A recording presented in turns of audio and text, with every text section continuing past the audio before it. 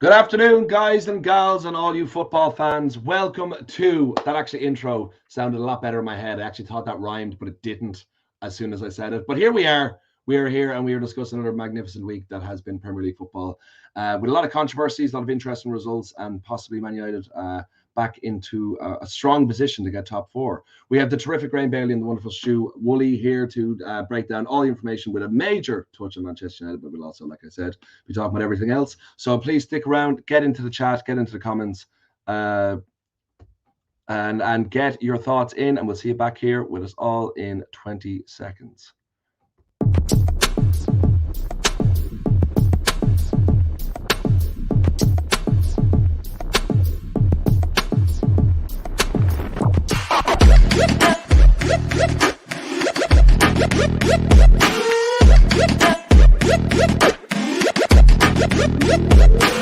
Click subscribe to get daily Manchester United content from passionate Reds, only on All for United.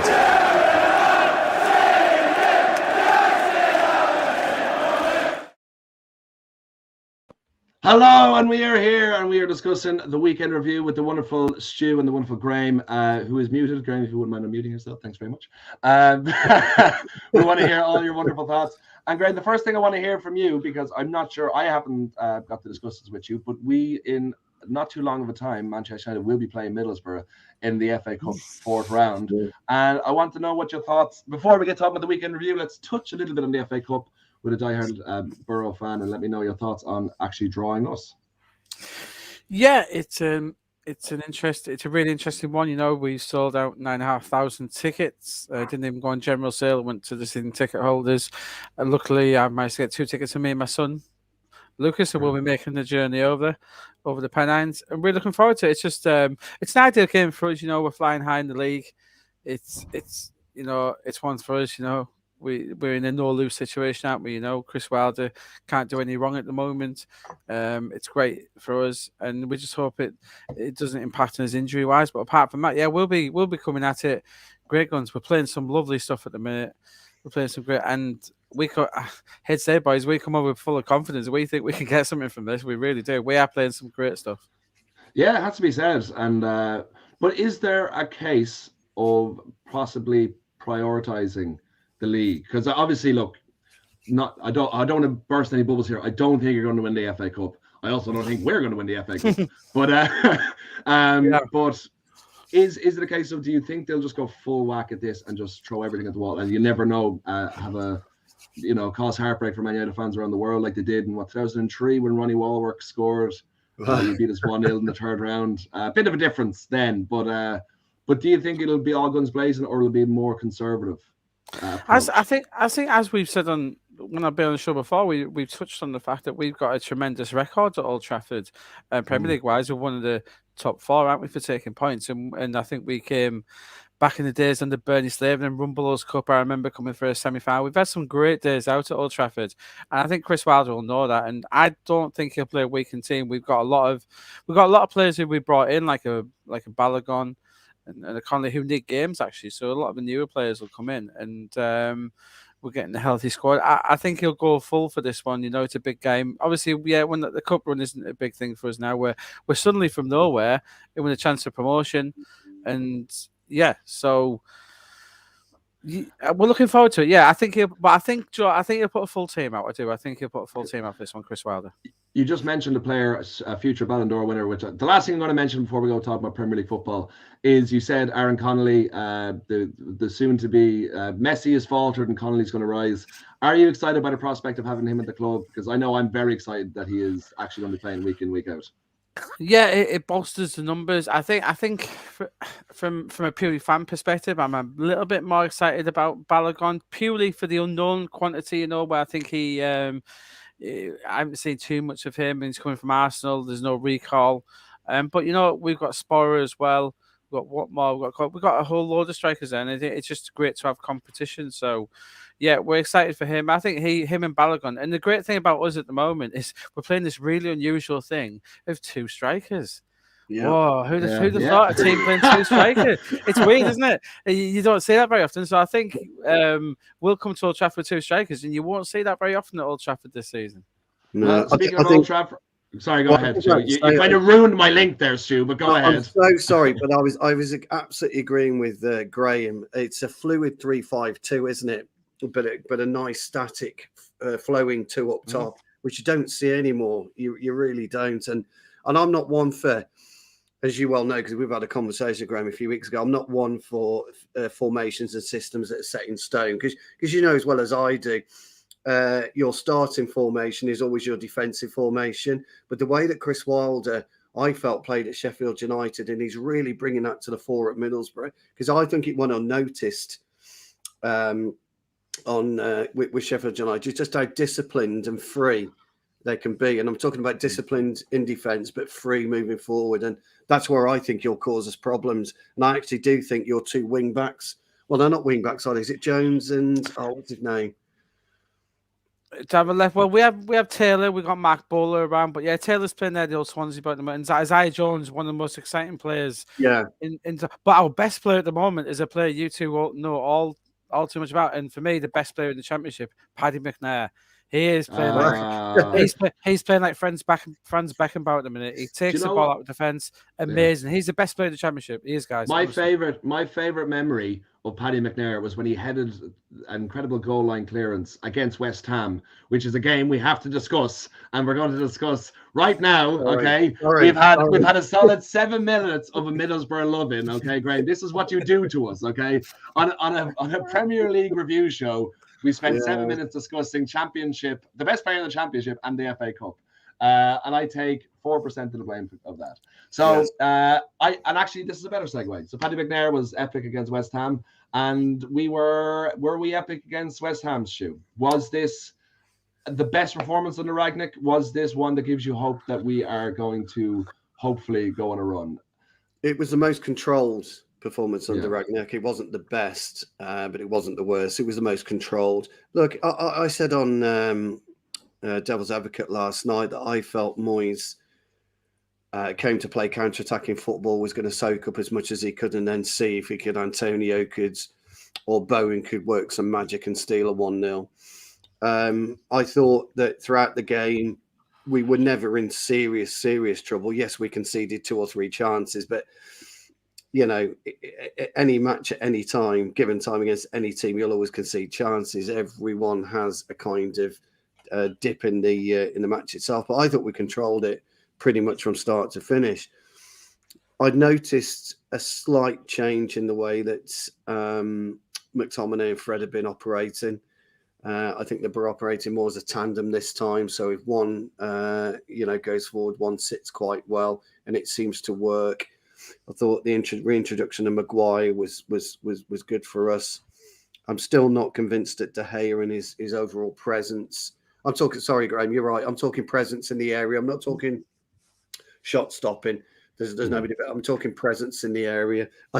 Everybody raises that face when I say that. They do. And credit where credit is due to Dalot and Telles. Look, I'm not a huge fan of them. I don't think they're brilliant defensively, but they seem to have found their sweet spot under Rangnick. And it's taken them a long time to be able to infiltrate the first team for both Telles and Dalot. And you've got to give the likes of Dalot more than Telles a lot of credit, because he's dug in at United. He's been there 3 or 4 or 5 seasons now, and he's just dug in constantly. And he's getting his bit of reward. And I think Dalot and Telles suit the Rangnick style of play. Where I'm a tad worried, which is going to be weird again, and Graham's going to raise his eyebrows, is our forward play still. We haven't found that dynamic 3 that he wants to play. If he does go for a 4-3-3, he can't decide what he wants to do with our front 3. And I think that until he decides that, we're going to be very, very hit and missing games. And we will rely on Ronaldo to maybe, pop one in, or a bit of magic by Martial and Cavani for Rashford. But look, do you know something? You know me, Joe, now for a long, long time. Performances aren't the key for me, during this type of the season. It's get the results on the table. And I think what it did, and I know we're going to go into the rest of the weekend in a minute, it shook it up nicely for us. Some of the results that went ahead of us and below us have shook quite nicely for us. So without going into that, I think we can come away. Raniak's not happy. He did come out and say he wasn't overly happy. I don't know whether Graeme saw the interview. He probably has. But he said he wasn't overly happy. There's a lot to play for. People are talking about the ifs and the buts of the winter break now because the squad's fragmented. From my understanding, I think 2 or 3 have gone off to Dubai. A few are going on holiday for a week. It's one of those. So we've got Middlesbrough as our next game. I agree with Graeme. I don't think it's going to be easy at all. I think it's going to be a tough old ask. Unfortunately, Graeme, I won't be there. My lad's nabbed our season ticket. So, he will be there. And he was there on Saturday, and he said the eruption of the Rashford goal was just something he'd never experienced in there. But I did say to him, I said, son, when you've experienced the eruption of the Solskjaer goal in '99, it's very hard to replicate. But look, I think, Joe, if we take ourselves out of the United bubble and we look at it from a football perspective, it was a damn fine result for us overall. Absolutely. Okay, that's less optimism than I was expecting, Drew. I won't lie, because we bring Graeme on to bring us crashing down to earth with the actual realness of what the situation is. But Graeme, were you impressed by the performance, or was the result flattering? Impressed. Not in terms of where you are, where you have been. It was a good result.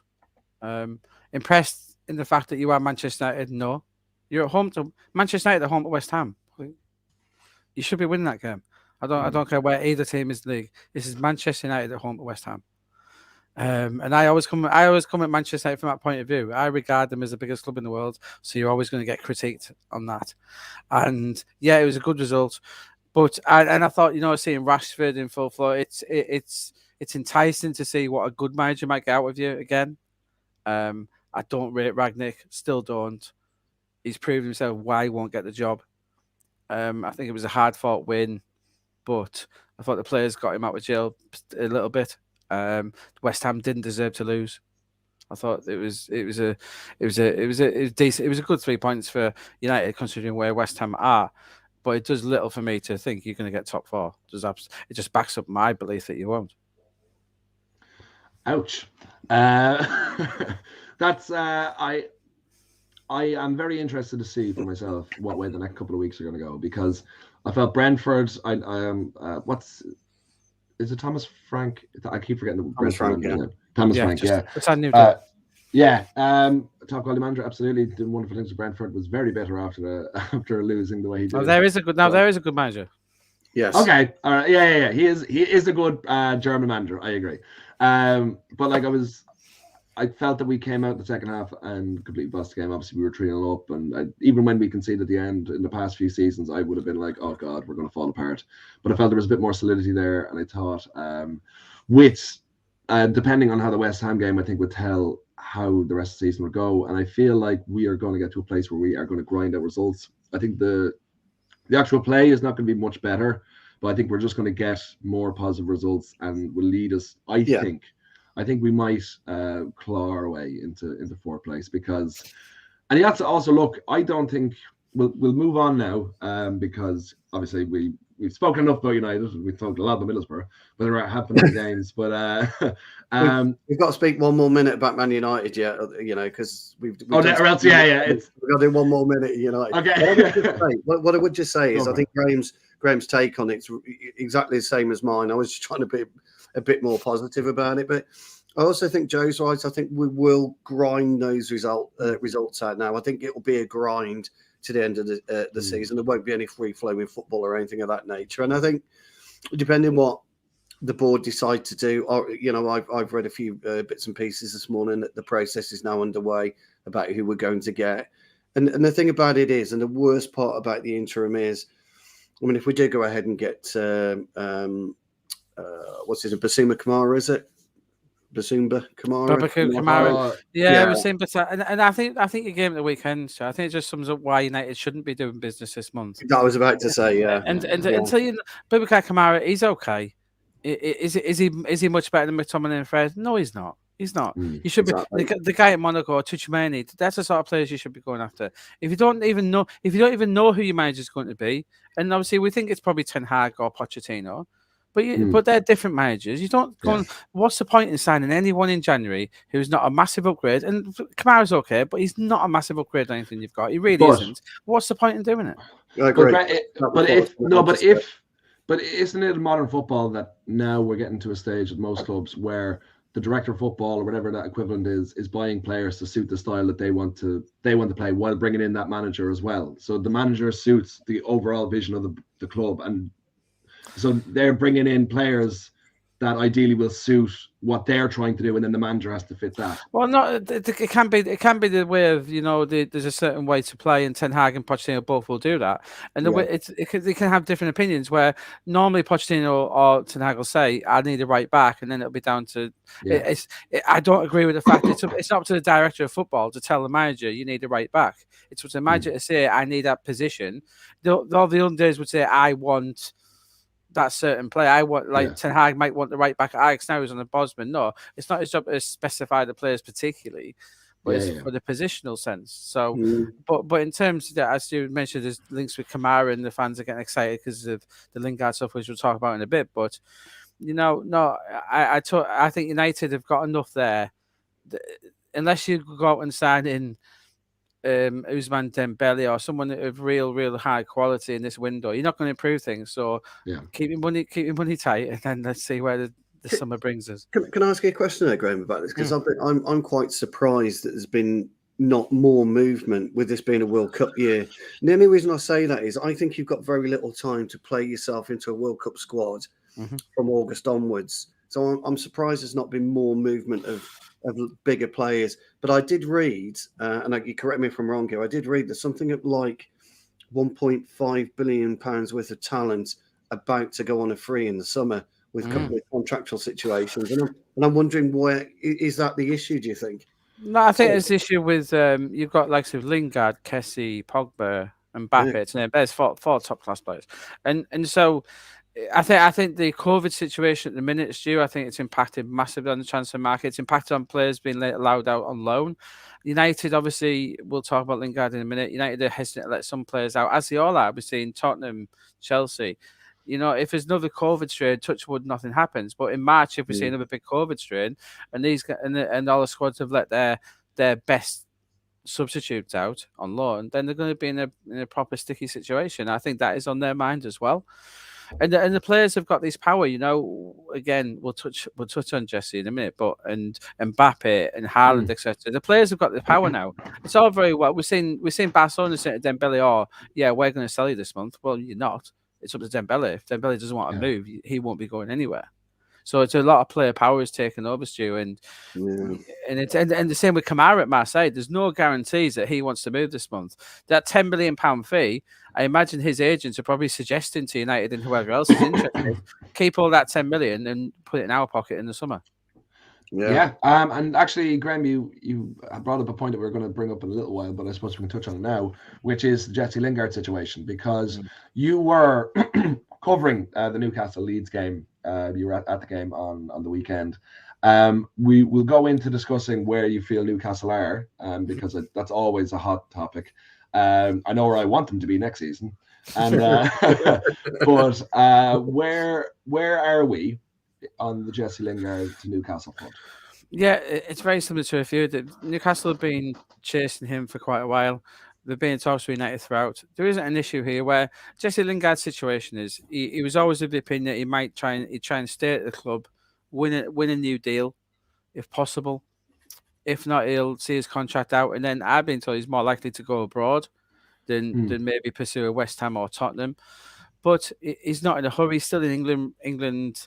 He's still got England ambitions as well. And not a lot of United fans will say, well, he's clearly not staying. No, we don't know that. Pochettino could come in and love him, and he signs a new deal. And I think he's a bit hesitant. And it's like retiring. Once you leave Manchester United, you're a long time left. And he went to West Ham and came back to United. He realised from Matt Lowen's spell just what a big club United was. He loves the club. And I don't think he's and I've got I've done a story today, obviously on 90 Minutes about the £10 million loan offer from Newcastle, which we believe has been made. Wow. And a lot of United fans are trying to say to the club, "Oh, you have to take this." It's not really about United. Of course, they want to take it. They will do, but it's about the player. If Jesse Lingard doesn't want to move, you can't force him to go. And I don't think any of us, if Pochettino or Ten Hag come in the summer and one of them whoever it is wants to keep Lingard, I don't think United fans would have a problem with that. And I don't think it would be a massive surprise either if someone came in and suddenly said, if Ten Hag or Pochettino come in and said, "All right, there's a 2-year contract, Jesse, you're staying." I don't think that would be a massive surprise. You two can correct me. I don't think it'd be a huge surprise. What are your thoughts, Stu? No, I agree with you. Lingard's one that divides opinion, I think, really. Some of the fan base who don't probably know him, who've not taken the time to try and understand him, I think they just want him gone. I think they see him as a big salary, and a squad player that's taken up a squad position. Where for me, I quite like Jesse. I like his attitude, and I just like what he wants to offer. He just doesn't suit. He hasn't suited Solskjaer's style of play. He kind of doesn't suit Rangnick at the moment. He suited Mourinho a little bit better. He didn't suit Van Gaal. He's one of those, and I think you're right. I mean, look, my preference is Ten Hag. If Ten Hag comes in, I think he'll love him. Yeah. And he's not. He really isn't one of the big earners at United. Jesse Lingard, he really isn't. He's not in your top 10. He's probably not in your top 20 earners. He really isn't a big earner, no.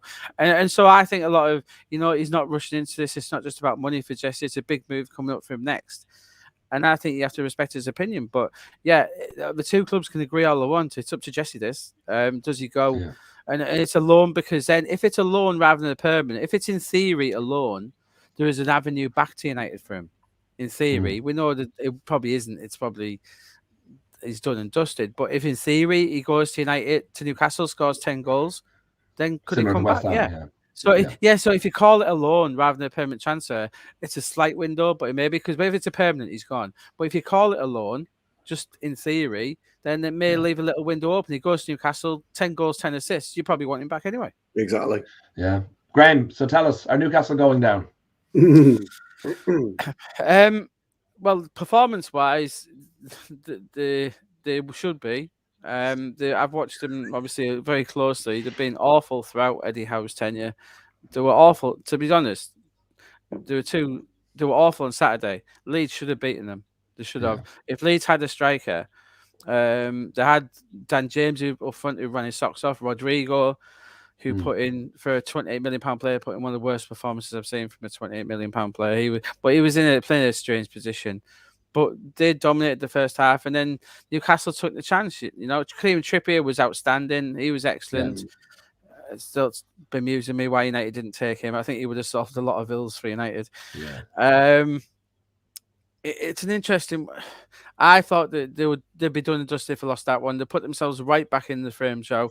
And I think I was asked on Saturday by a few fans who is going down, who's my bottom three.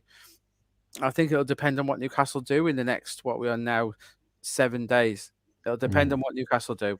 If they get Diego Carlos in, if they get Jesse Lingard in, or maybe Dele Alli, if they get the left back in, they're pursuing a couple of left backs. Yeah. If they get Zapata from Atalanta, it's the midfield I think is being ignored. They need some more midfielders in there. John Joe Shelby is a quality performer, but his legs have gone a bit. I think they need two midfielders. So if you've got Aaron Ramsey, say for instance, they get Ramsey, Lingard, Zapata, the left back, and Diego Carlos, I think they're still. Well, yeah. Yeah. But it's not a case of, from my expertise on Football Manager, bringing in that many players.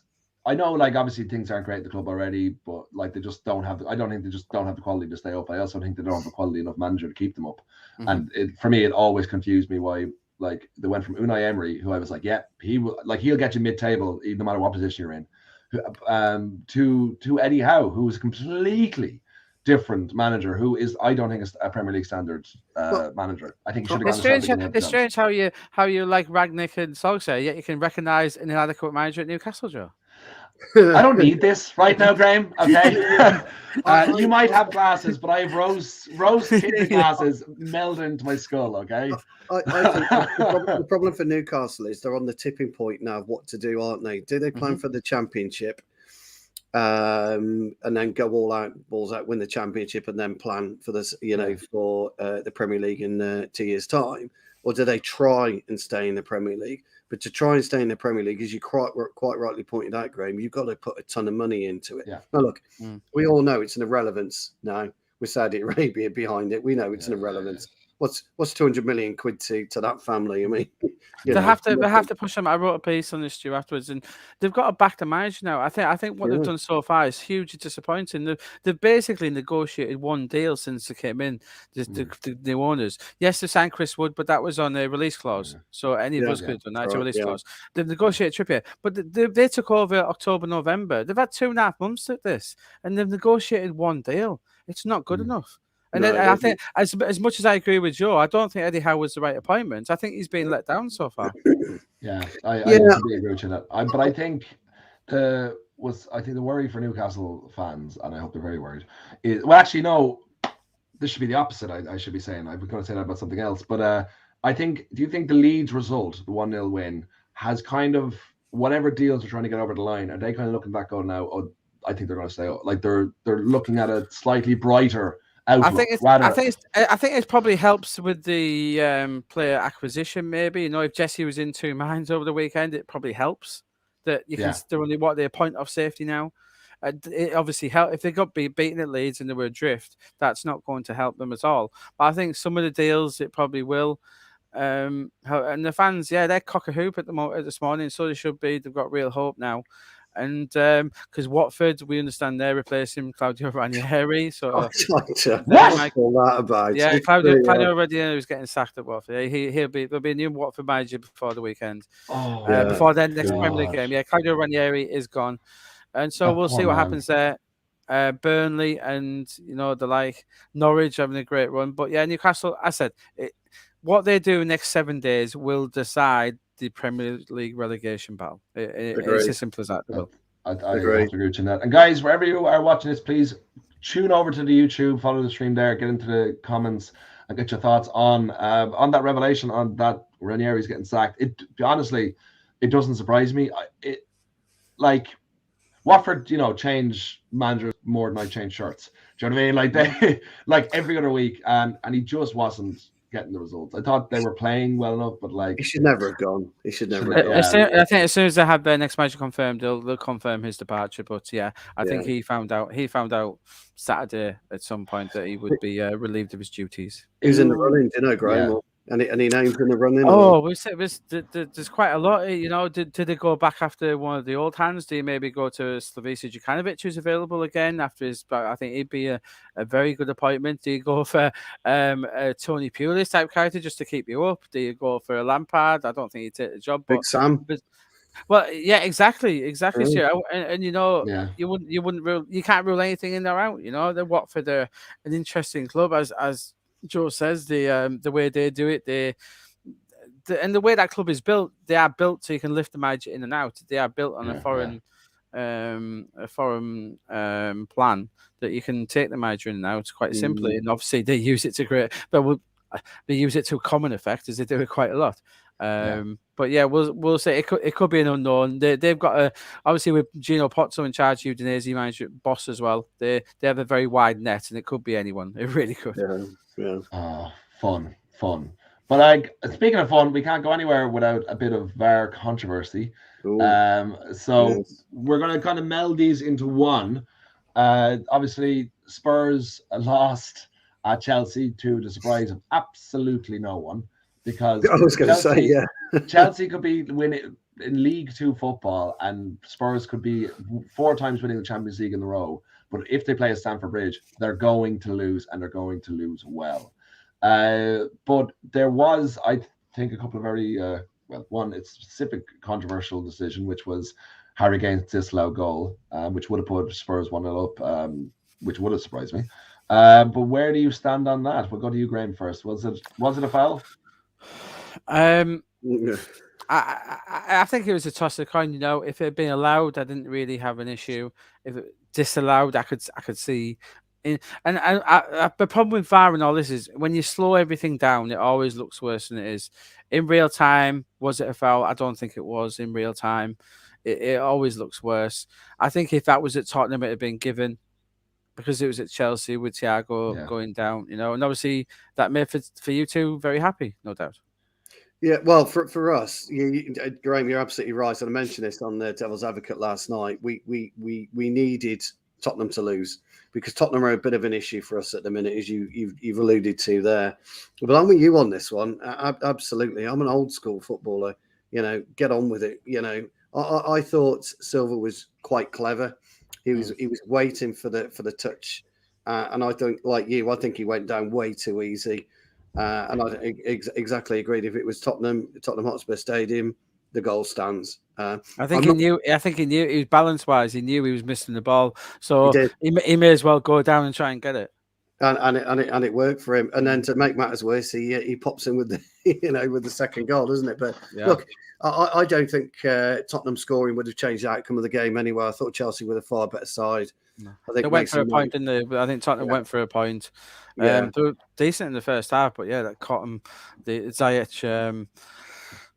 I've seen Ziyech play some awful games this year, but he's obviously got some talent. And he showed that with his goal. Yeah, he's good. He does have that ability. I thought Mason Mount played exceptionally well yesterday, but the true kingpins for them two at the minute, which Chelsea, are Kovacic.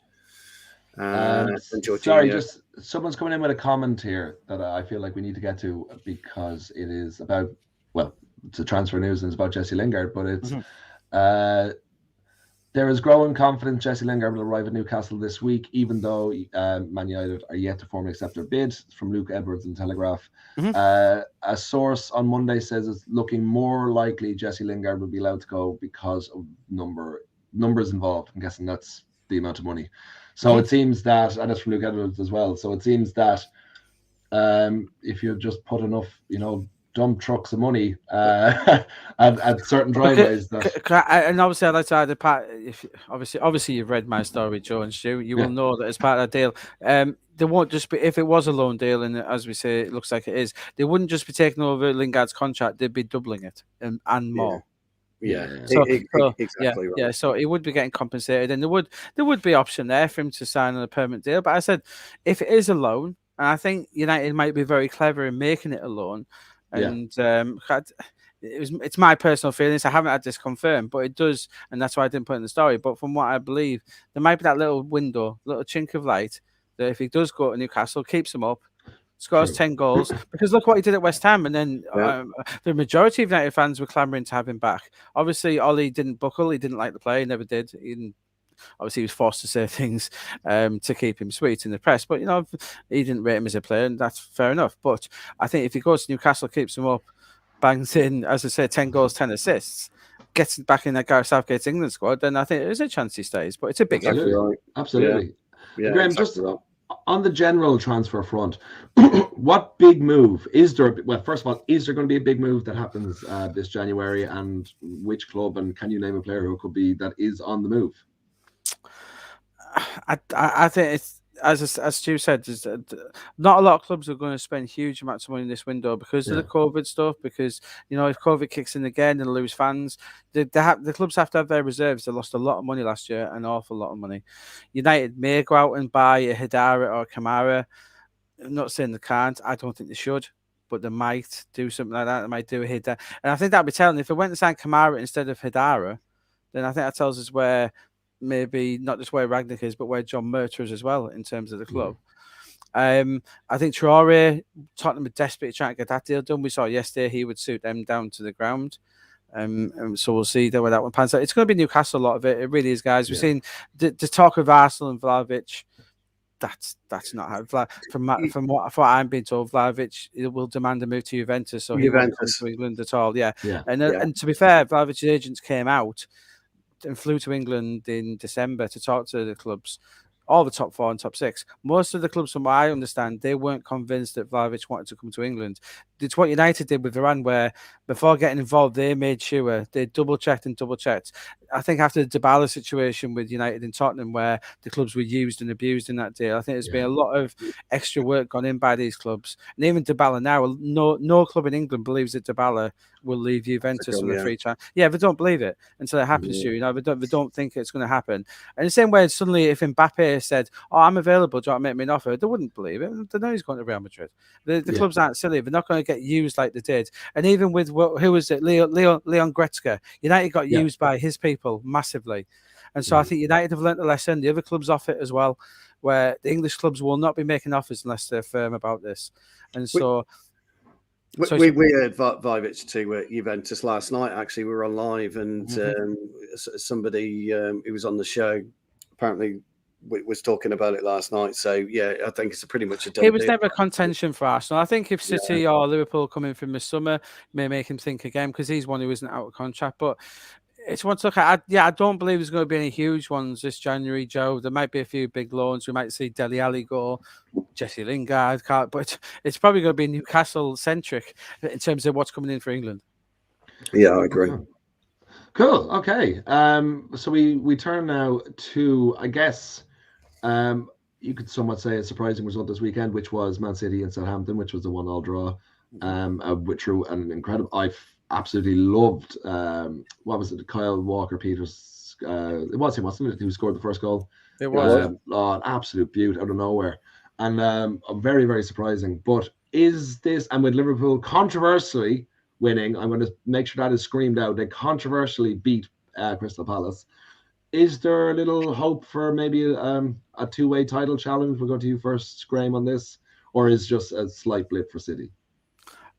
One word answer: no.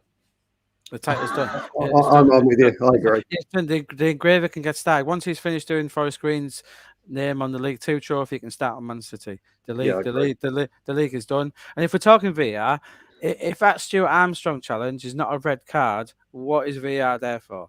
The gash on that leg. The referee go and look at the injury. Literally look at the injury he's just committed on him. That was a terrible challenge. I'm amazed on Match of the Day they didn't make more of that. That was an awful challenge. It was a deliberate challenge. And if that's not a red card, I don't know what is. Yeah, I thought it was an interesting weekend. Southampton are one of those enigma teams, aren't they? They'll go and they'll put you to the sword and make it absolutely impossible for you to beat them, or they'll just roll over on their belly. I saw them at Liverpool, Stu. I was probably I think I was on the show just after, and they turned in one of the most pathetic performances I've seen from any Premier League team in a long time. They went to Anfield and rolled over from the first minute, then they go and do that to City. But that just proves Hasenhüttl is a good manager. You know, these players, they're not capable of doing it for 38 games clearly. But yeah, that just underlined what City. Yeah, Graeme, I'm just curious as to like Hasenhüttl is seen as a very, very good manager, and I think he's like the league positions that he had consistently under Southampton, I think would say differently. But for you, who would you say is the most underrated manager in the Premier League? Underrated. Oh, it's an interesting one. I would say at the moment, Bruno Lager is probably that man. I must admit, I was in that cat. I didn't know too much about him, but he's done a wonderful job. And so I'd say Antonio Conte as well, especially United fans who think you're getting fourth. You underestimate Antonio Conte. You underestimate Antonio Conte at your peril. They're getting fourth, and all because of him. I think you're right about Conte, but I think you've actually hit the nail on the head about Southampton. I don't know whether Tottenham have got the players to do it consistently. That's my only thing. Because I'm with you on Bruno Lage. Took his time, didn't he, to understand. It was almost like he was holding his breath for the first 7 games, realised what was happening, released the energy, and all of a sudden... Very small squad as well, Stu. Very small squad at Wolves. Although he's been helped, the progress... and I did a story, United story recently about Ragnick and who he didn't rate. And one player who we did mention in conversations was Max Kilman. This guy's he'll be going to the World Cup with England. He's sensational. He'll be in the England squad for the World Cup. He'll be and do you know what? If England play a back 3, Max Kilman will start for England at the World Cup. That's my prediction now. If England play 3, he will start. I think you're right. I was on the show a few months ago. Somebody said to me, give me an underrated player that you'd have at United. And I said Connor Cody. And I did it purely on the leadership, not because of his talent as a footballer, but as a leadership. And he's moulding Kilman, absolutely moulding him. And I think you're absolutely right. I think he's got that ability. He's how old is he? Cody came through, Stu, with the likes of Carragher, Gerrard, etc. So he recognises a talent when he sees one. Yeah, and I think everyone can say that. And I just forgot, whilst we're still on the Southampton Man City, Joe, I did forget for in terms of big names signings in January, Manchester City obviously have concluded, which will be announced this week, I believe. I did a story this morning again. Alvarez from River Plate is a Man City player. He's going to go there. So another little body blow for United there, because I don't know much about him, but speaking to my contacts in South America, this guy's the real deal. He is ready. Yeah. He could come over now. I think it'll be delayed because apparently if they're getting the Copa Libertadores, he won't be over till October, January. I don't think they'll want to impact on his Argentina World Cup bid, which I think he'll be in. But guys, it's a special talent, this one. I know some people are saying he's more like a Kikai who's in the City reserves. I think he's more like a Gabriel Jesus sort of level right now. He's 21. Okay. He's ready to come in and go. Unfortunately for you. Yeah, thanks for that, Graeme. Thanks. Yeah. Thanks. Hopefully, it'll be unfortunate for you next season if Middlesbrough get promoted. So it'll be miserable to get.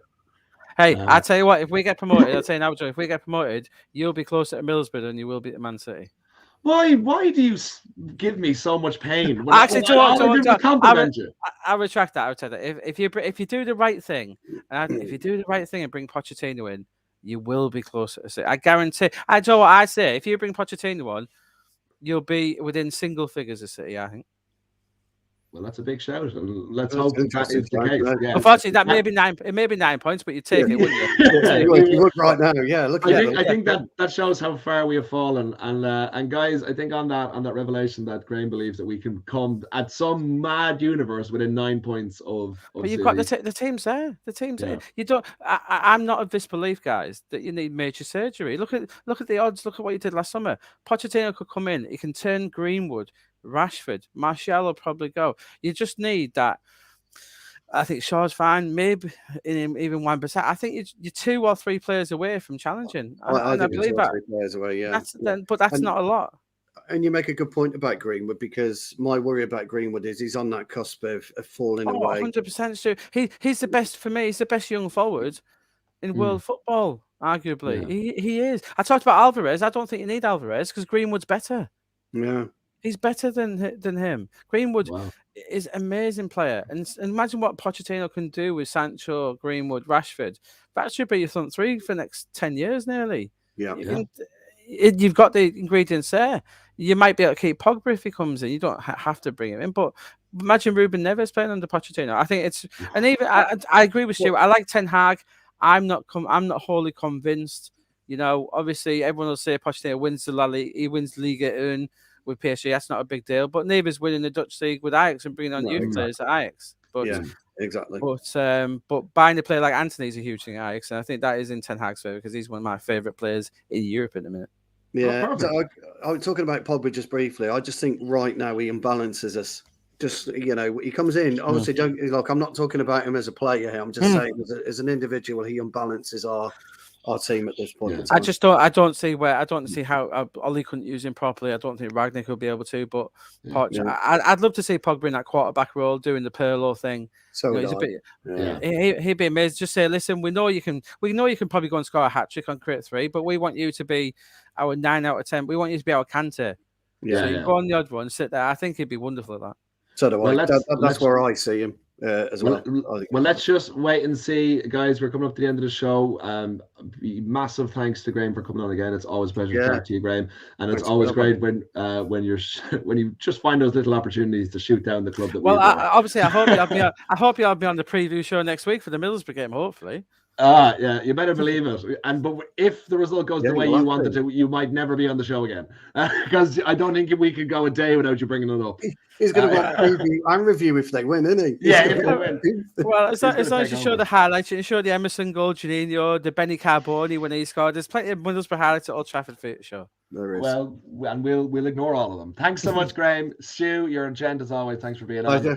Guys, make sure to spread the love by sharing this video around, get as many eyes on it as possible. Make sure to like the video and get your comments in on the YouTube chat and discuss amongst yourselves everything we covered today. But we will be back very, very soon, hopefully with Graeme being very miserable post Man United Middlesbrough, and hopefully me and Stu going, ha ha ha, you're in the Championship and we're crap in the Premier League. So until then, thanks so much, everyone. We'll see you all very soon, and it's been a pleasure. Thank you.